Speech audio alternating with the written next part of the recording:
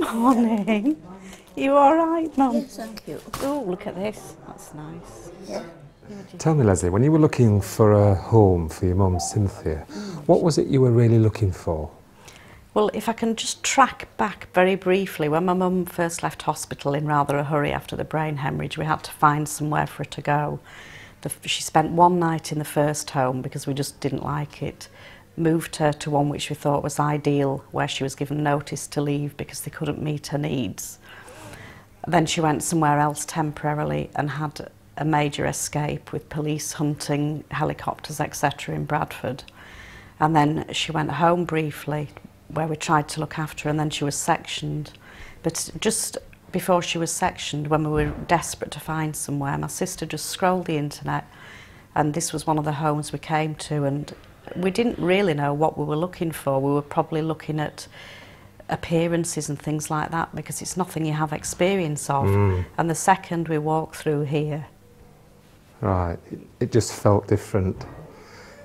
Did it feel emotional? yes, definitely still. Yeah, can you tell me what that emotion's about, Leslie? What was it, relief or just a sense of? I think relief is probably a good word, and just that it felt like a real homely place. Right. What had been wrong in all? Because obviously, if your mum had had, she'd obviously had such extreme expressions, hadn't she, in other places? Yes, yes. What do you think had led to that? I think staff who were probably not consistent, who were looking after maybe physical needs, but I don't particularly think very well. You know, things like continence needs weren't being met, and there didn't seem to be any emotional stimulation or an idea of what things she liked to do. Right. Whenever we visited, it didn't feel like there was anything going on. Very much people sitting round in lounges with a big television screen and corridors with beautiful paintings in, and lovely fabrics, but nothing that actually provided any emotional stimulus. So when you visited, what was your mum like? What was she doing then? Well, we used to go, and it had a big hallway where everybody could get into, and then the dementia unit was separate, and through the doors she'd be banging on the door to be let out, and that was quite constant in that home, that people were trying to get out. Right. So a lot of time spent banging, trying to get out. Yes.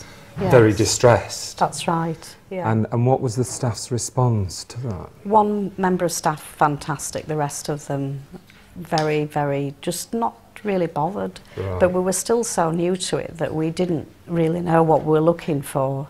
Yeah. But as I say, when we came here, we knew this was the place. You are funny. Just with those faces you pull, if you don't like something.